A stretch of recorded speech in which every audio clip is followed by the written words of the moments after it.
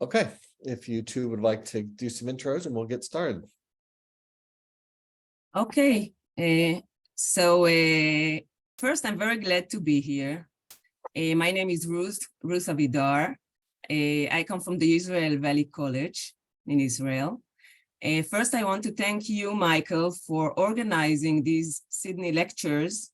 I have to say that I haven't been engaged in it online when you recorded it in the live sessions, but I saw all the recordings later because of the different time zones.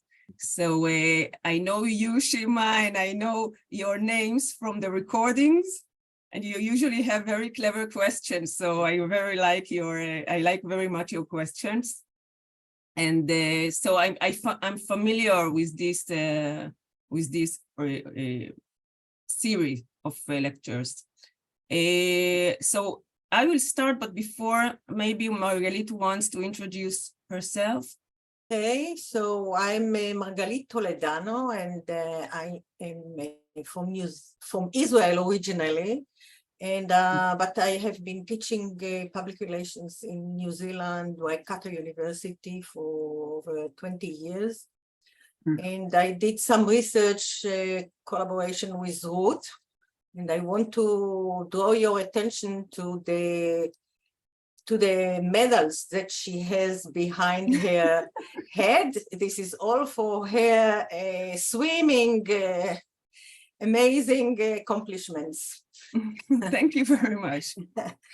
So yeah, we published together other articles, but since 2018, we have been collecting data and struggling with the issue because we did this before COVID, and then COVID came and our whole story changed and we were not able to continue.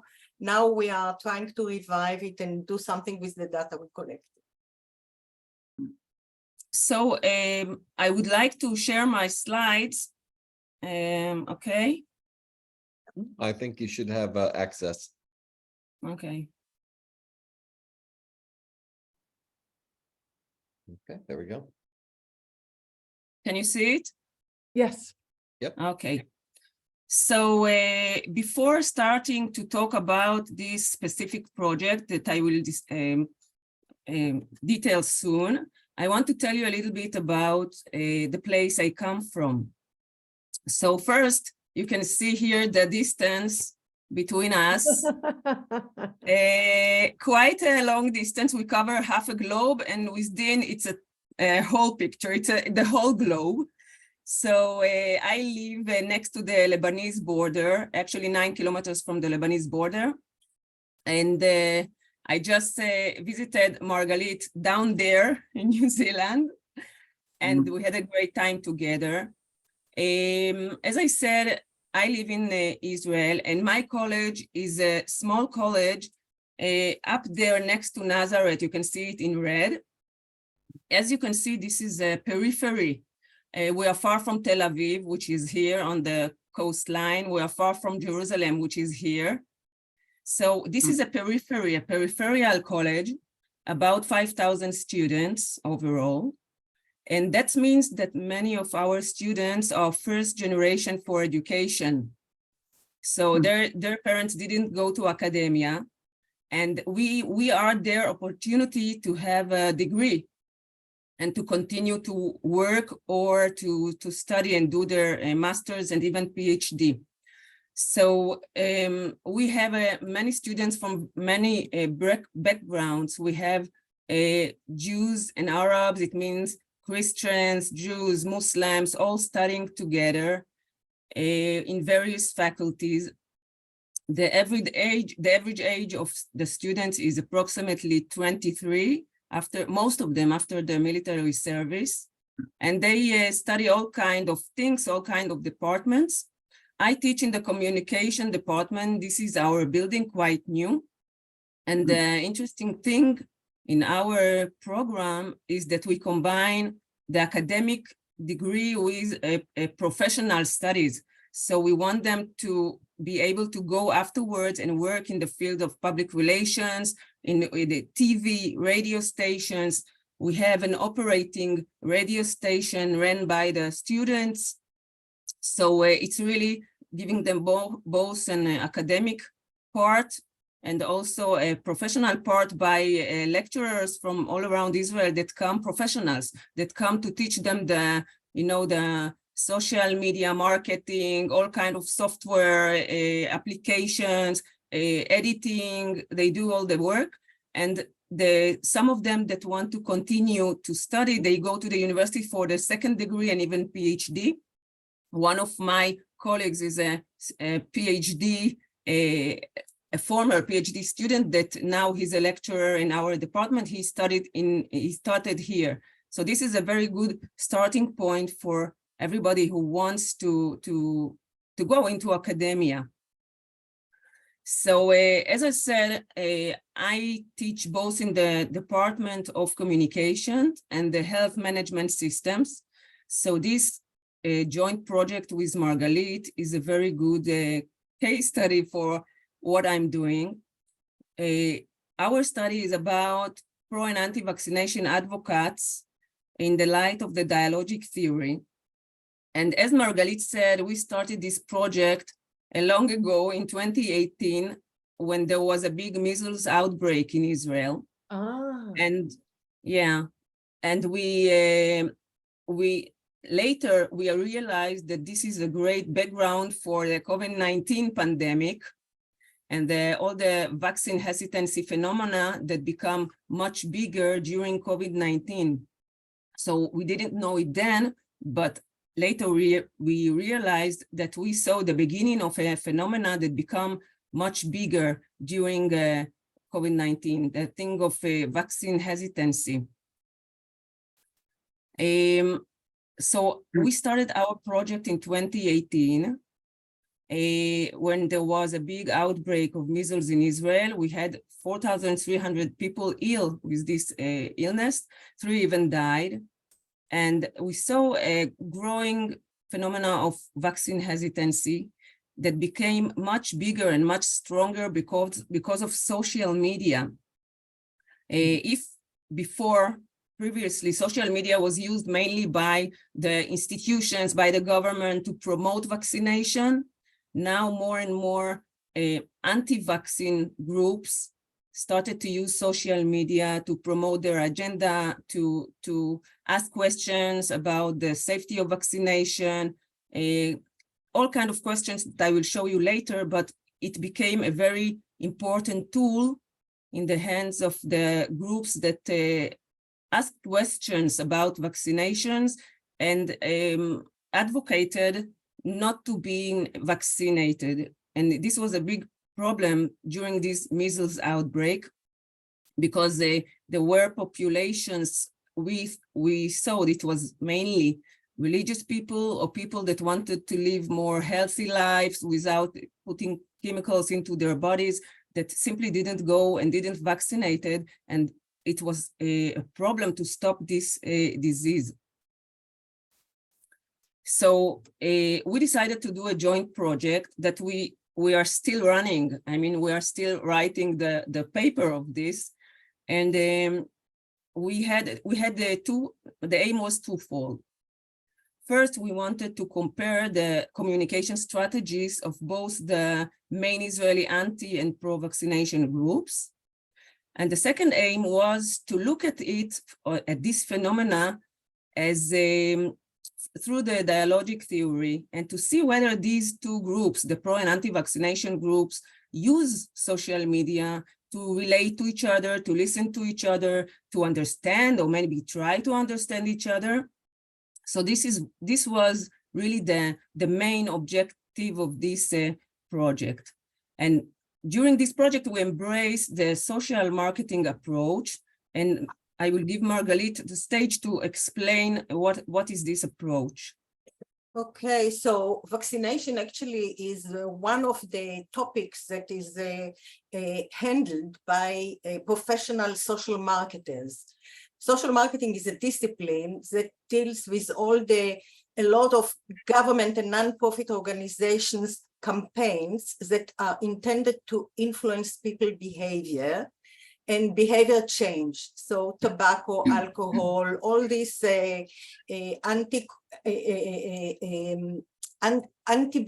anti-social behavior to stop it. Vaccination is also part of government authorities and nonprofit organizations that try to promote it. And we looked at literature in social marketing, and we saw this phenomena of marketing scholars that were talking about anti-consumption. And actually, you see here a movement that doesn't want to use something that is that science and developing countries is offering them. Most of the anti-consumption campaigns are actually increasing the social good. It's about really anti-consumption is reducing consumption of things that we don't need, having better impact on the environment, etc. In the issue of we saw in the literature comments that in the context of vaccination, this anti-consumption is not pro-social, it is becoming a challenge.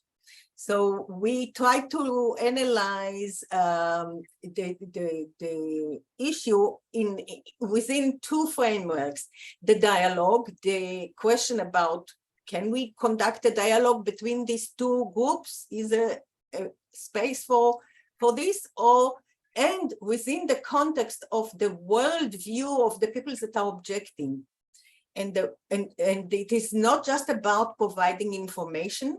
In social marketing, we are relating to the idea that you can't just provide information. You need to look at the phenomena of vaccination in the context of as a social phenomena. What is the world view of these people?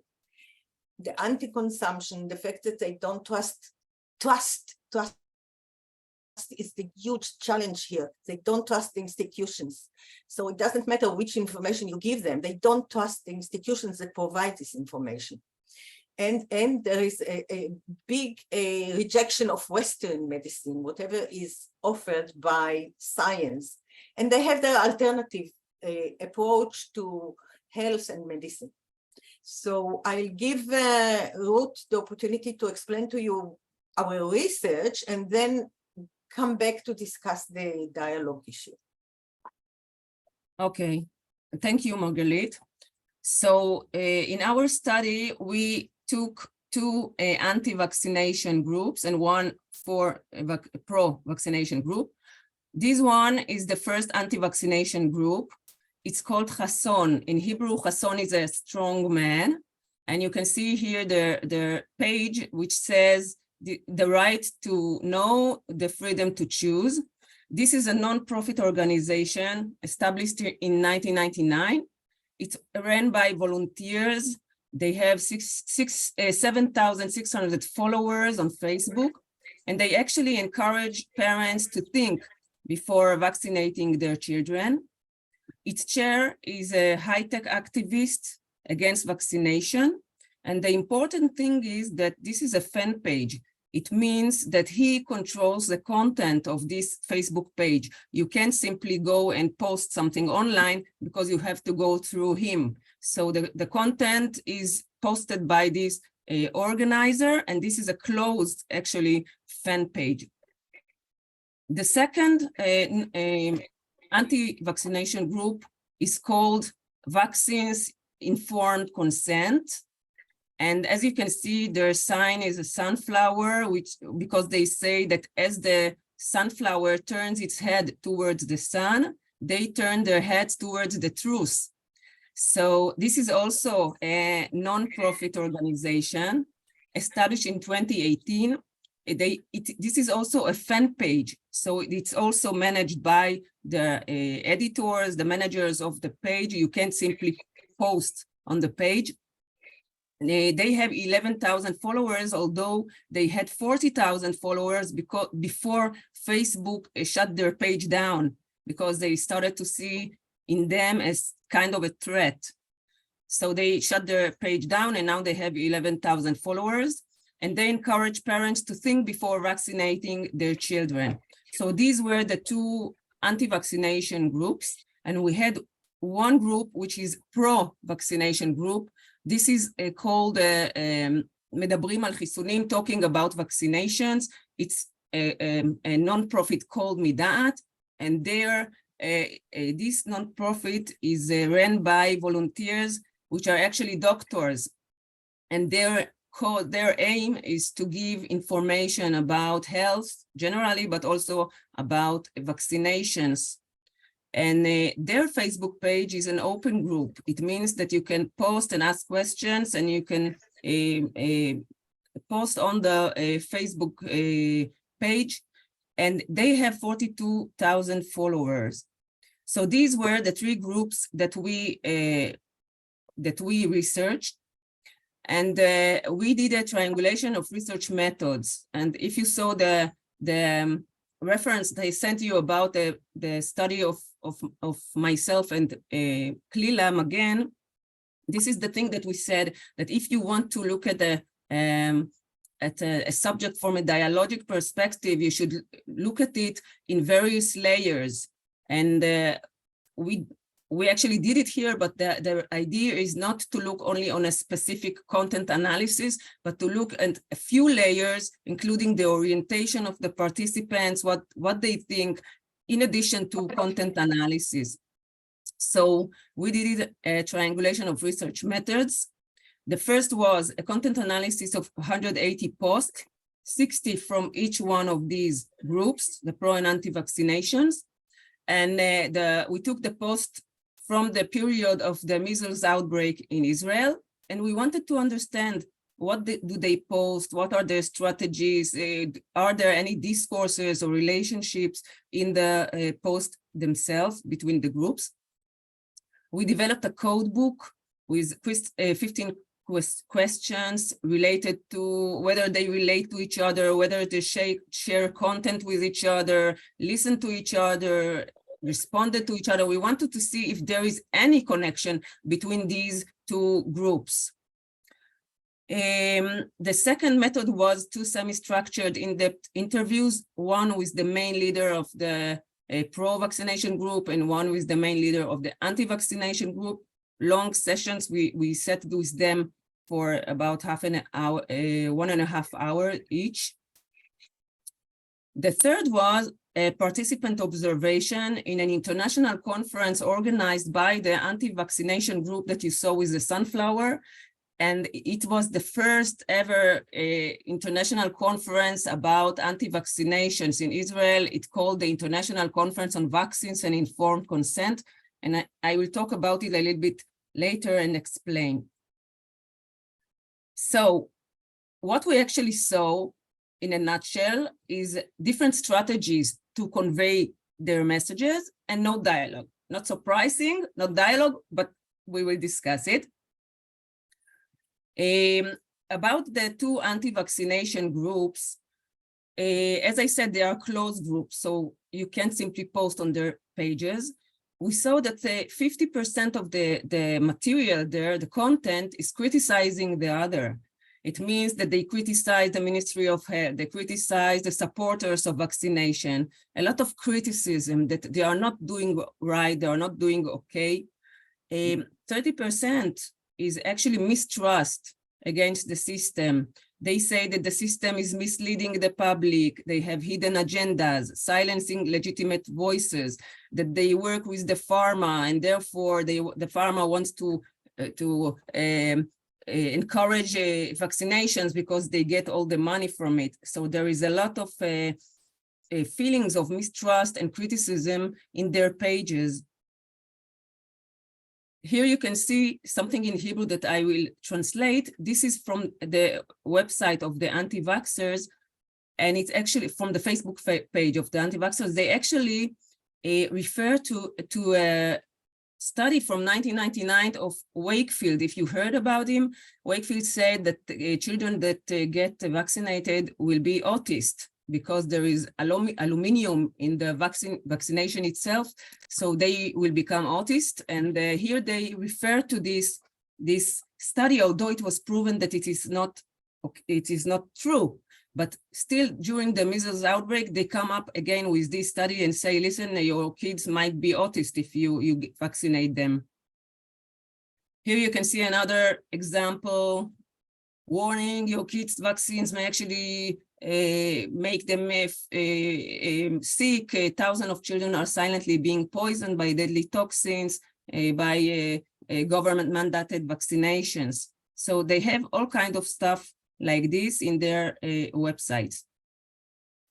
The pro-vaccination group, they, as I said, are an open group, so you can post whatever you like on their page.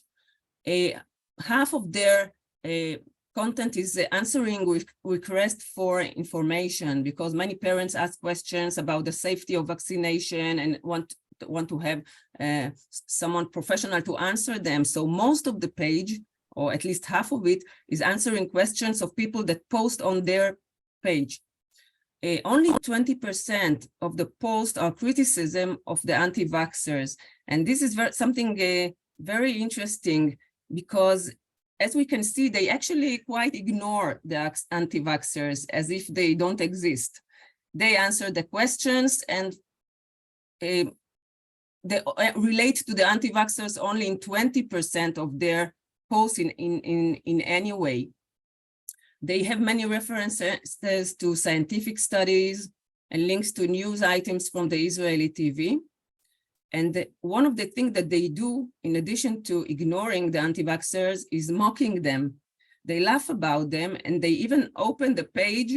It looks like the page of the anti-vaxxers, but it says, instead of vaccinations, it says dumplings informed consent. Why? Because in Hebrew, vaccinations is chisunim, and dumplings are kisunim. So they took the same word and made it, okay, this is dumplings informed consent, and people write there all kinds of nonsense and funny stuff, and they actually are laughing about this group. In your culture, dumplings are not very favorable. What? No, People don't like dumplings in Israel. No, they do, but it was like, why you shouldn't eat dumplings, and this is why you shouldn't. Speaking about vaccination, yes. Yeah. Yes. It was really an allegory about vaccination. Very funny. It was very funny, but really putting them down and mocking them. Yes. And we saw that the pro and anti-vaxxers have different approaches. The pro-vaccination group strategically prefers to avoid any communication with the other camp to minimize the objectors' opportunities to speak in public. They actually said that they don't want to give them a stage. They don't want to make their voices heard. And the interesting thing is that the Israeli TV and media have the same approach. A few years ago, the Israeli media used to invite anti-vaxxers and vaxxers to sit in front of each other and talk. And during the measles outbreak, they changed this attitude and simply stopped inviting anti-vaxxers to the TV or the radio, and you can't see them anywhere on traditional media. If you see anti-vaxxers, it's only because there is some kind of demonstration, and then the camera will focus on somebody who looks a little bit not very straight. So they portray something very specific about this group. Yes, Michael. But since the group is open though, right? Don't the anti-vax people come to their site and post a bunch of messages? No. There are people from the crowd, not really the managers, something that sometimes post there something, but then the majority is, like jumping on them, and it's not a good place to be for them. In the interview, actually, the guy who is from the anti-vaxxers explained to Ruth that this is that they started to look at it and they were upset upset. This is how he spoke. He said they were upset by the contents that they saw on the pro-vaccination Facebook, and they stopped listening to it. Yeah. So the here you can see that the pro-vaxxers simply don't want to give them a stage. They ignore them. I even was in one of a doctors' conference. It was really a doctor conference, not about vaccination, but then it was, since it was at the same time, somebody said something about the anti-vaxxers, and you saw that, wow, people, oh, were laughing, oh, like, don't give a damn about them. They didn't care about them or what they think. They don't think that they say anything which is worth listening to. The anti-vaccination group, they wish to be seen, and they say that they would like to have an open dialogue, and they are welcoming the democratic discourse. And even their leader even said that he spoke about initiative to reach out to the pro-vaccination groups. But if we look at the dialogic theory, so it's not really a dialogue. They don't want to sit and listen to the others. They want to tell them, to meet with them and tell them that they are not telling the truth, that they work on behalf of the pharma industry. So they actually want to meet with them in order to tell them you are wrong. So it's not a dialogue as we understand it. They don't want to simply sit and hear one another. So the anti-vaxxers, they are more open to meet with the others that don't want to meet with them, but it's not really to have an open conversation and a dialogue. More of a debate. Yes, Dean? Oh, I'm sorry. I was talking about more of a debate than a dialogue or anything yeah. with it. Yeah. Yes, right. The anti-vaxxers also said they accused the pro-vaccine organization for persecuting them. They said that they are persecuted and they try to silence their voices. So they really feel that all this establishment is chasing them. Okay, when we had this participant observation, this was a very interesting thing. I went to the big first ever anti-vaxxers conference in Tel Aviv to see what is going on there. And I have to tell you that because I get my information only from the TV or what I see online, I was really afraid to go there, because I said, wow, I'm going to meet there all kind of, a little bit crazy people. And I don't want that somebody will take my photo and somebody will see that I was there. Oh, it's going to be terrible. And it was really very, very interesting. There were approximately 1,000 people there, and it was an international conference. They had various experts, alternative therapists, lawyers, academics, many people there. This is a photo from the conference.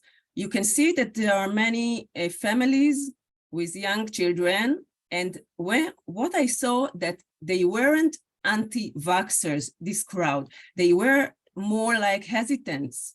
They wanted to get answers about questions of safety, whether it is safe to vaccinate their small kids, whether they might be suffering afterwards with something after getting vaccinated. So they really were looking for answers.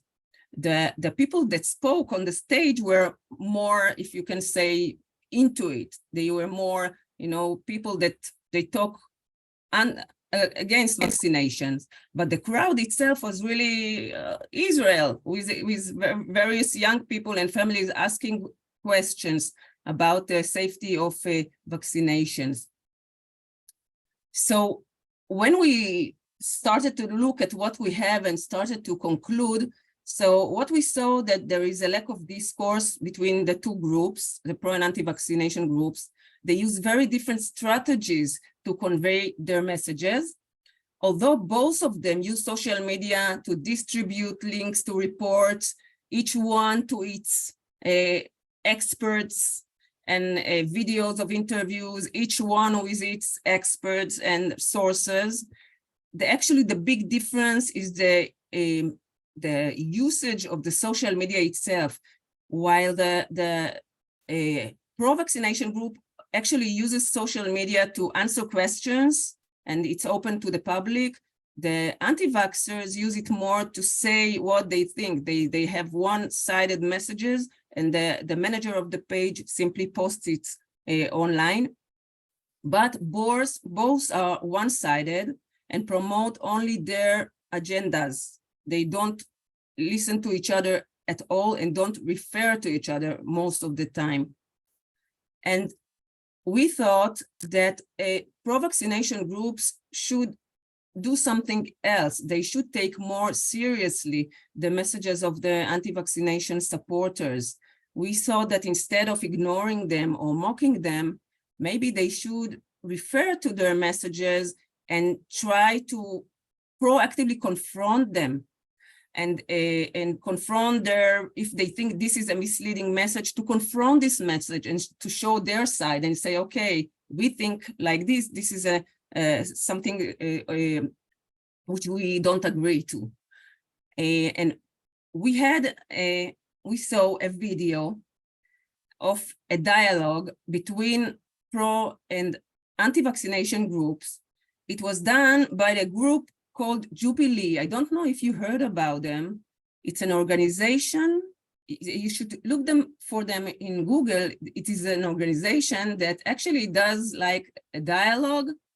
I looked at their website, and they have various dialogues between Israelis and Palestinians, pro and anti-abortion. They have all kinds of things that they look at and talk about.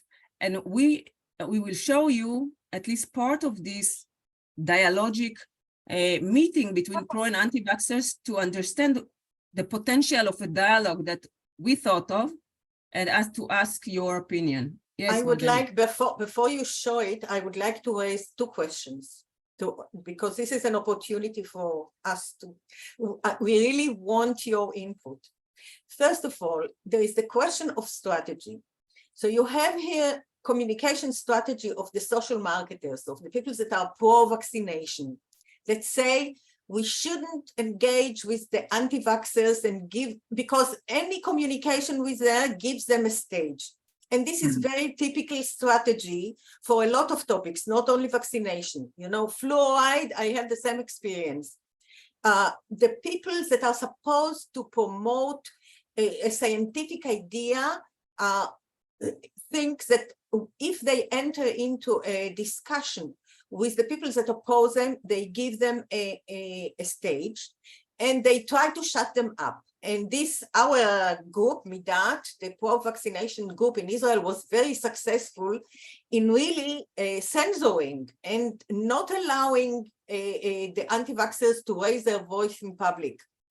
They were also, they tried to sabotage the conference in Tel Aviv and not give them access to the venue.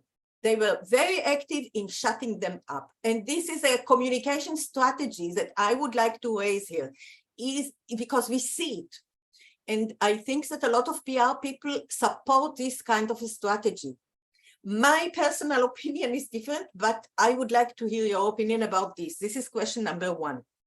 Question number two, before we see the dialogue in the video, I would like you to consider what happened to us. Based on the data that we found, we submitted a proposal for research that needed funding. It was pushed by my university. We asked for over $1 million from the New Zealand Health Research Commission. I worked on it for a whole year. I tell you, we built a team with the expert on vaccination in New Zealand, with a lot of people. And the idea was that we would conduct dialogues that similar to the dialogues that you will see in this video. And we would measure people's feelings before the session of the dialogue and after the session of the dialogue. However, our proposal was rejected with no explanation. I think we didn't need that amount of money, but my university pushed me to put this amount of money.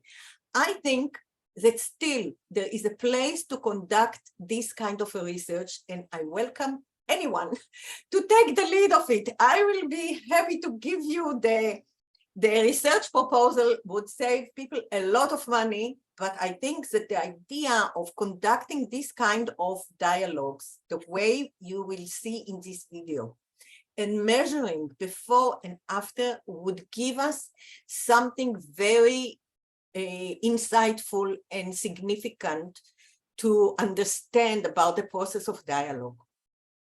So let's see the video and have a discussion afterwards.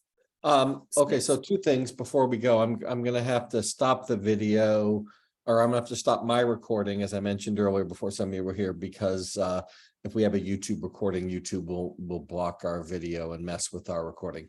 Then we'll start again after it. And then I also wrote a grant to do some dialogic research similar to this. It was a while back before I came here, so it's been 5 or 6 years, but if someone's interested, I'm also happy to give them a copy of that grant. It was about 30 pages long, setting up some ideas on what to do to do something similar. So, you know, for those that are interested in it, we can, you know, throw that out there that you might have some something to start you off with. So let me pause this recording, and then if you want. Okay, this is the dialogue we were referring to, and we will be happy to hear what do you think about this kind of dialogue? Is it something only for the camera, or is it possible? Can we bring these people together, not to shout on each other, but have a conversation like this? Mitchell, you got your hands up first. Yeah, no, thank you.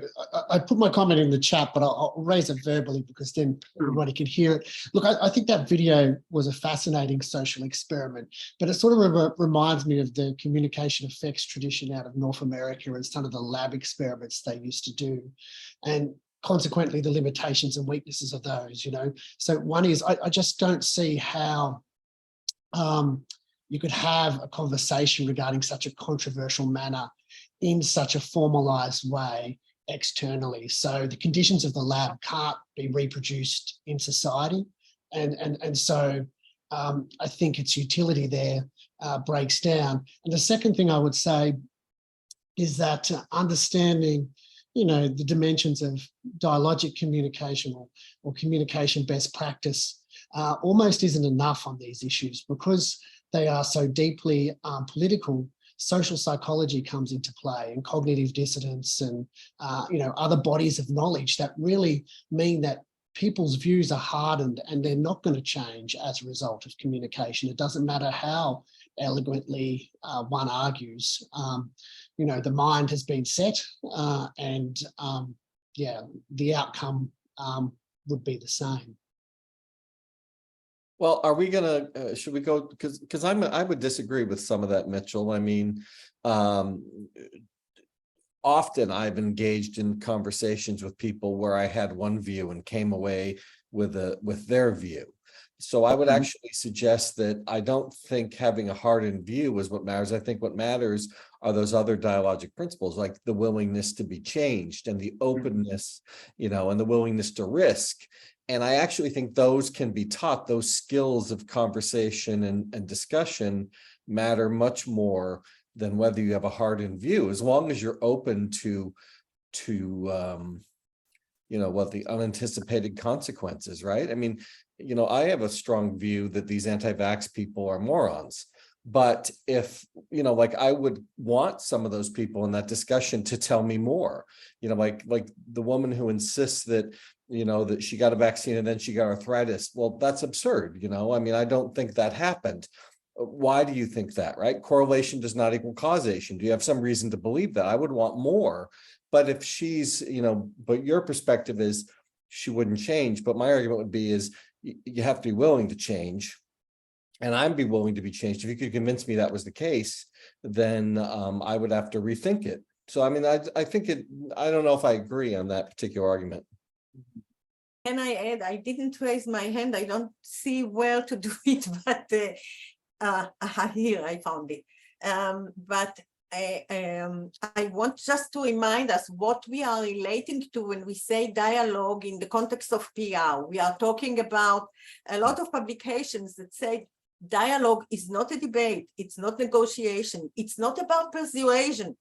We don't expect an outcome of changing your mind. We just want to create an opportunity to listen.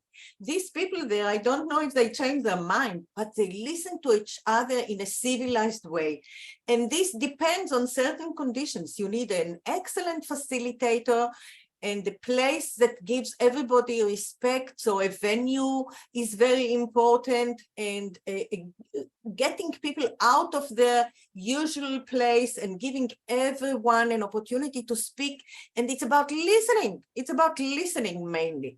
And this is the kind of dialogues that I think we can create it artificially. It is not something that would happen in the supermarket or in the street.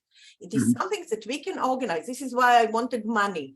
I wanted to organize it in hotels where we could bring people. It is tough to find the people that would agree to participate in something like this, but if you give them a good experience in hotels and these kind of things, they would come.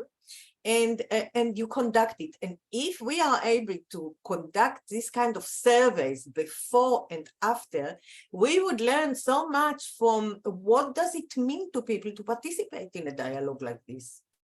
Okay, I think, sorry, I think we had Dimitro and then Shima and then Dean, but he put his hand down. So then I'll pop it up again. okay, well, so first Dimitro and then Shima. Oh, And then Noel. yeah, I see thank you very Noel- much.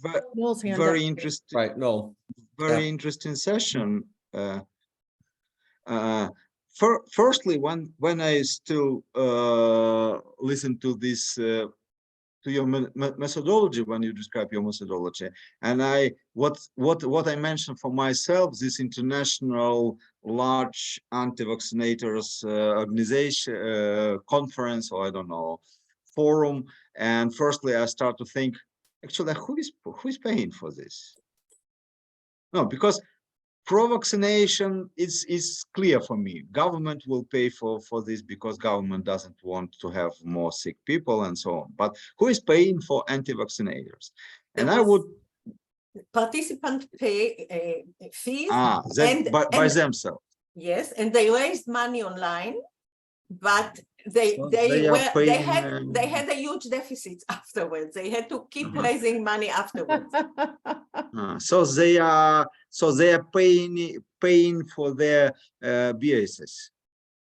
Yeah, they paid. Each one of us paid for coming there, and there were no sponsors. Nobody wanted to give a sponsorship for such an event. Yeah. Yeah, you know, I like very much your approach that you started the case of anti-vaccination, not with COVID-19, because that's absolutely, I, as a former UNICEF communication officer, can witness that the anti-vaccination movement was always, it exists since vaccines existed, so anti-vaxxers are here. Maybe it will be interesting for you, especially for you, Ruth, because you were not in. Yeah, I already shared this with colleagues before in other sessions about vaccines. That in Ukraine, those people who were the leaders of anti-vaccination movement, they became traitors of Ukraine, and they started to cooperate with Russians on occupied territories.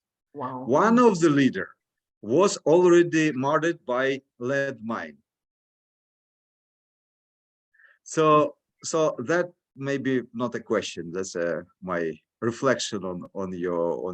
It is makes sense because it has to do with the anti-establishment feeling and anti-government. And you see in America, for example, they are very affiliated with the right wing. However, one of the candidates for the presidency now who runs against Trump is Kennedy, who is a very high-profile speaker against vaccination. and against the whole way COVID was managed. And he was the one that was pushing the idea of Wakefield with autism and very strong. And he's now running for president. But Trump himself is anti-systematic. Exactly. So it goes with right-wingers. Shima? No. Thank you so much. This was a very interesting social experiment. So I have two ideas, or probably two questions. So when we talk about pro-vax and anti-vax movements, so probably it is too simple to say that these are only two positions against each other, but each of these movements, they are a continuum. Some people are more radical, some people are more moderate. So what we observed here in the social experiment seems to be like two moderate groups from each movement talking to each other. But for example, on a Facebook page, if the pro-vax Facebook page is open to anti-vax people, probably radical and anti-vax people come and sabotage, conversation and prevent those pro-vax people from developing their identities and arguments on their page. So this was one idea that's I'm thinking about whether dialogue should be like in a controlled or formalized environment where two moderate groups can have a conversation with each other, or it should be open in all situations and all platforms. Another idea is that probably, for example, on those Facebook pages, we don't see this direct conversation, but still the dialogue happens at the backstage, because pro-vax people go to the platforms of anti-vax people and read their arguments and try to develop their own arguments, kind of answering anti-vaxxers' arguments, and then express their ideas. They develop their ideas in response to anti-vaxxers on their platforms. So we don't see the direct conversation, but this dialogue and thoughts happens at the backstage. Just two ideas. Okay, good. Noel? Yes, thank you for the opportunity. I think that's a very interesting study. I have I have a question, and then I have a contribution. So I have been reading a particular study. We are doing a study on COVID and social media misinformation and fake news.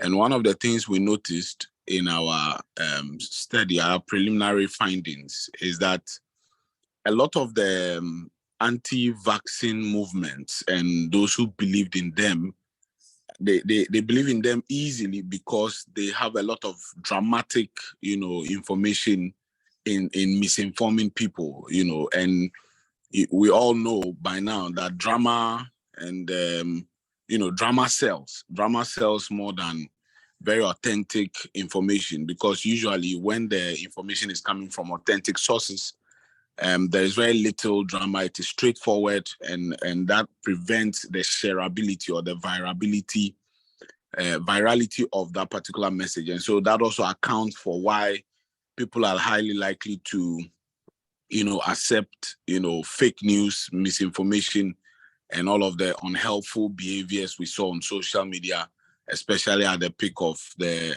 COVID-19 pandemic. But my curiosity, however, is why the anti-vaccine groups made their Facebook platforms a closed group. Because then I am wondering, you want to reach a lot more people.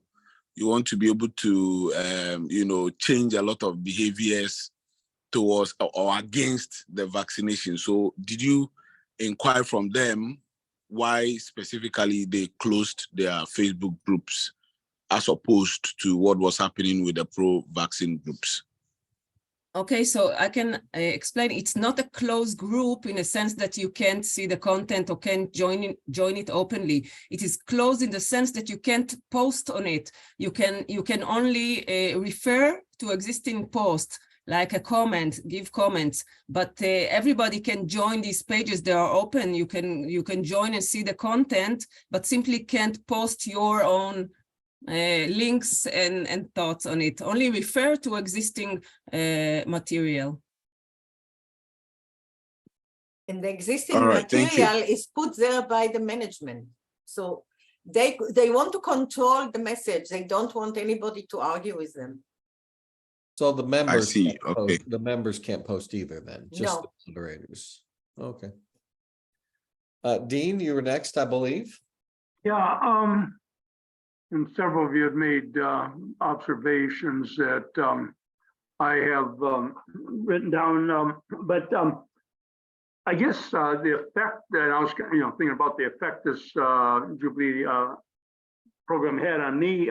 First of all, I went in there wondering about the motivation of the anti-vaxxers, and are they a bunch of conspiracy theorists, tinfoil hat type people, or reasonably credentialed, reasonably, I agree, Michael, the arthritis link with the vaccine probably is far-fetched. I'm not qualified to offer an opinion on that beyond questioning like you are, but the idea of the motivation, they kind of convinced me that they were reasonable, rational, ostensibly intelligent people who had concerns rather than some really kind of off the wall fringe group. And that usually, like here, you say anti-vaxxers, that's what you get, is somebody who, oh, I saw this on the internet, and et cetera, et cetera. So I guess in that sense, I kind of came away with more contemplation, maybe respect for the anti-vaxxers than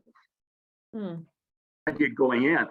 Concept that was very important was trust. And then something that I think Ruth maybe said before this program, or Margalit, I forget who, but the idea or the rejection of Western medicine. In other words, there's a Western medicine, suggesting kind of a Gemini or some type of, we're acquiescing to, these know-it-alls, et cetera, et cetera. I found that a very interesting remark. And then what I was looking for too, which I couldn't tell here, was were there any foreign actors there? I mean, but they seemed like they had rational arguments, and they had, reasonably credentialed speakers. And, and I went away thinking, okay, I would want the vaccine.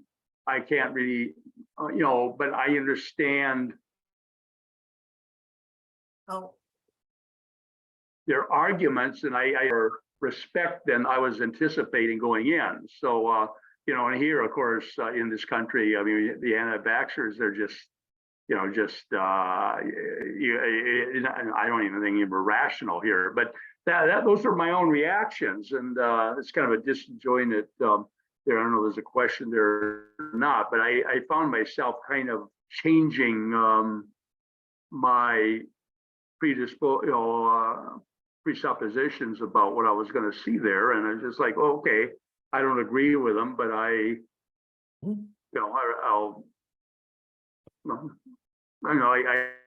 kind of, I'll respect them. It is not, you have an image of them that they are all crazy, but it is the way Shima said it, there is a spectrum.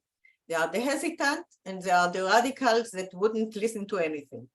And I think that the dialogue with the hesitant is worth doing just to decrease the hostility, just to make sure that people understand, just to increase understanding. This is the only outcomes that I can imagine from it. I don't think that the numbers of people that would take the immunization would change. Now, this was about the measles before this became so high on the agenda.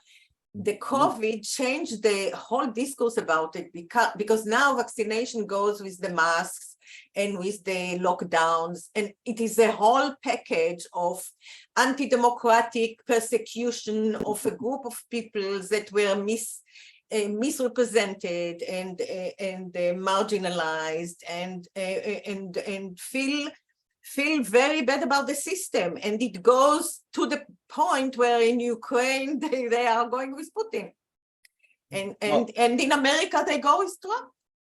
Well, but you asked about that, and I think actually that might be something worth raising, is that the circumstances of COVID completely transformed that from just like, I don't trust vaccines, which, as Dean said, maybe that's not unreasonable if you've got a, you doesn't make you right, but you can be reasonable, to they're oppressing me and they won't let, and I can't leave my house and they're making me wear masks. And that's a whole different level of, experience and argument that's going on there. It makes it much more difficult.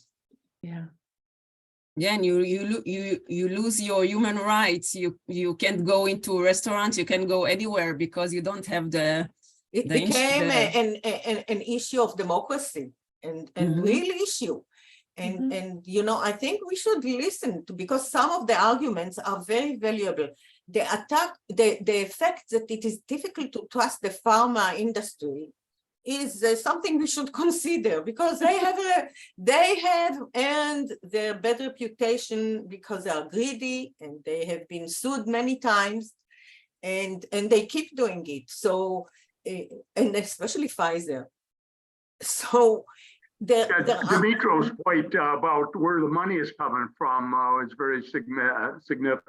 To your point, yeah, you should always watch where money comes, because that's very important. And because for example, I would say I like very much the point which Mitchell put in our chat. He says that, for example, put yourself on the place of a government communicator. Yeah. And just suggest that you are coming to Minister of Health with suggestions. Let's set a dialogue with anti-vaxxers. Yeah. And he said, you don't understand. We have blah blah blah amount of vaccines, and we don't have people who came to the vaccine points, and these vaccines will be the term of usage will expire. So please do immediately that people should come to the vaccination points, because we got this vaccination from the state budget. We paid a lot of money for this, to Moderna, to whoever, blah blah blah. And you are talking about what? About consensus, which we will presumably you will establish in 10 years or so. That's very interesting.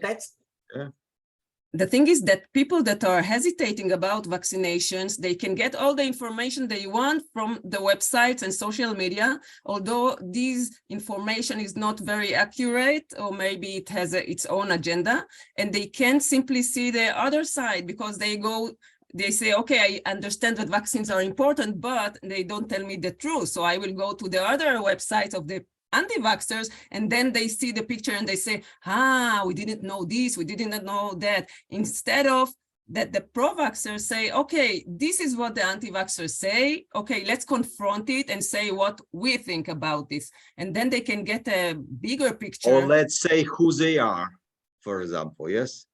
They say who they are. They say it very in an unfriendly way. But this pushes people to think maybe it's a conspiracy, and now I will know the real truth that the government is trying to hide from me. So they actually pushing them back to the social media of the anti-vaxxers to get the real truth that nobody tells them.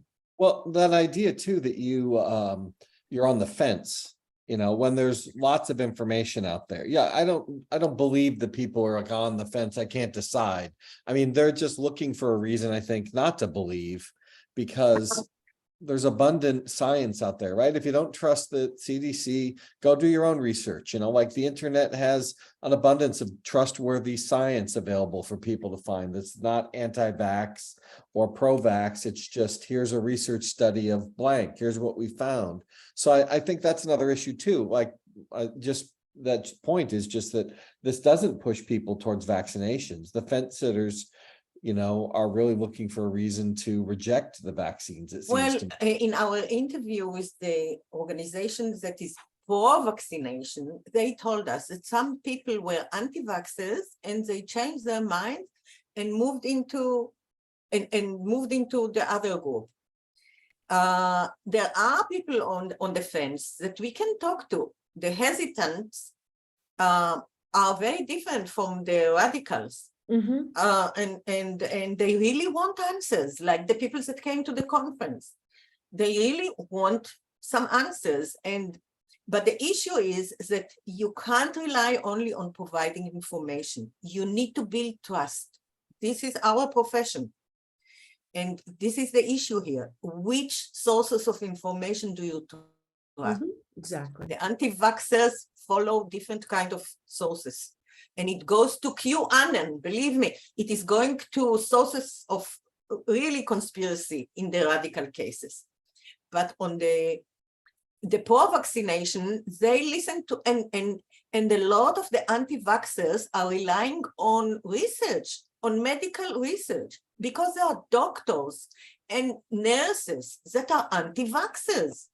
Yeah. And they have also some kind of evidence, scientific evidence, so to say. And I just read articles from Israelis that interviewed researchers that they complain about suppressions and dismissal of their papers, of their research. They were fired because they were anti-vaxxers. And is there, I hope I'm not turning into some real conspiracy-minded person, but read that disinformation, malinformation, and misinformation can be honest, just informed, but the malinformation. So I'm not picking up from what you're saying or from that Jubilee there that there was any malinformation or any disinformation that was occurring, at least among these people here. Is there anything that would agree with that by assumption, or that would disagree with that? Or is anybody trying to manipulate this and trying to create harm by preventing people from, in good faith, taking their vaccines? Is there some malicious actor there saying, hey, we want the bad things to happen to these people, so we're going to tell them something that will vaccine? Is there any evidence of that? I didn't see malicious people. I saw people that believe in what they say. I mean, both, yeah, they actually believe with their whole hearts in what they say, these advocates. So yeah, okay, that's what I got a sense of. But I don't know. I don't know if you see the kind of conspiracy theories that are going there, that are, it starts with anti-vaxxing and then it goes, Bill Gates is going to have chips under our skin in order to sell us all kinds of products. And there is, it goes to QAnon and all this, they are, the skies are full with airplanes that are spreading all kinds of material that we are breathing in order to make us sick. And then the pharmaceutical companies would come and make more money to sell us more medicine. Okay. But I didn't pick up any of that from what I've seen here. No. This is the radical cases. I'm talking about dialogues with the hesitants that are very reasonable people, and they deserve to be heard. It is an issue of building trust in different kind of sources of information. They are exposed. This is the problem of social media. It's an echo chamber. They see only specific sources of information. They don't see the others. This is what our research discovered before COVID, that they don't listen to each other. They listen, they share different kind of videos, different kind of research, different kind of evidence from scientists. It's a real problem. It's a wicked problem. I don't know how to. But we don't want gatekeepers either. The way I was explaining in my class is that when you had the legacy media, some nutcase would write a letter to the editor, the op-ed, or the editor say, "This guy's crazy," and stop right there with the gatekeeper. And now anybody with a Twitter account or a Facebook account can put anything there, and it looks the same on a computer screen as someone with credible credentials. And that can be both good or bad. It's very democratizing in a pure democracy sense, but it's also very dangerous. So, I mean, these are obvious problems. shouldn't even be mentioning them, I guess. But yeah, I agree with your point.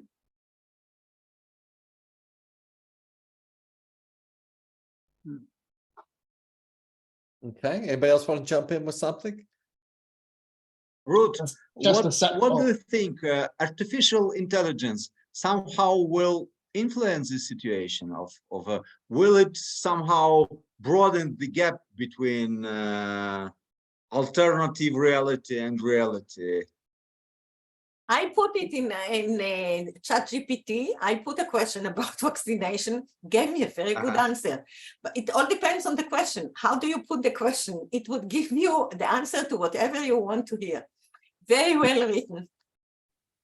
Yeah, I think, but the AI will give more power to big organizations, I think, and to monopolies, because they can do a better personalization of what you're looking for, who you are, and give you answers even better than today, exactly tailored to your characteristics. So yeah, I think it's going, everybody's talking about a big revolution. I think it is, because I'm trying all kind of AI tools. I'm playing with them, and it's really amazing. And this is also only the beginning, but from a public relations perspective, it will be easier to convey your messages, to have echo chambers, and to specifically point to a person, know what he needs in which moment, and to give him this information or this product or this whatever, because it will be so sensitive and tailored, specifically tailored. In addition, I think that AI has very good news to PR, because it saves a lot of money. Our specialty in writing news releases is not necessary now. It is so easy to write a news release now. You get the first draft from AI, and then you just edit it in a more accurate way. It gives us now the money the time to focus on building relationships, on coming up with other projects and doing a different kind of work, not just technician of writing news releases. I think that it really has, because I'm so absorbed in this right now because of this. I'm working with, Chris Galloway and Luke Sitek and Marina, and it really, it's got some tremendous implications. I was trying to figure out, Margalit, if you were being facetious or not. I don't think you were, but it's got implications like our students, our graduates. They maybe a lot of them I want to be an influencer, I want to, be a tweeter, something like that. Well, we don't need them anymore. But it really, like National Geographic, they laid off all their staff writers now.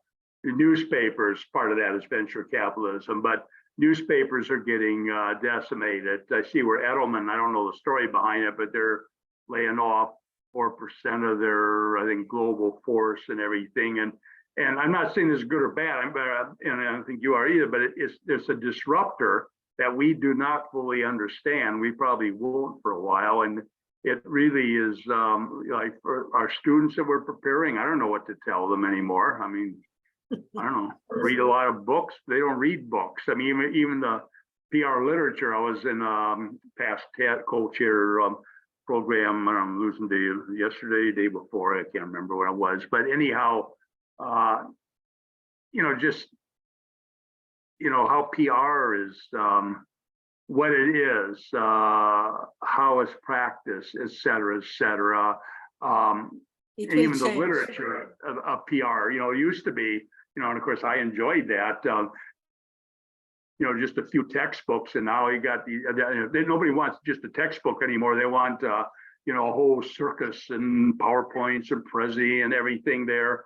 And it just really get kind of a handle on PR is getting so diffuse, so amorphous, and I have hesitant, it kind of boggles my mind what it is anymore. I don't know. I don't mean I'm getting on a rant on it, which I guess I did, but I mean, I'm really kind of getting confused with all this stuff. Well, it's 2:30. That's probably something to do with it. That was a good session. All right, well, I think we should wrap it up. I'm going to stop the recording, and then if anybody wants to say anything secret or special after that you don't want to record it.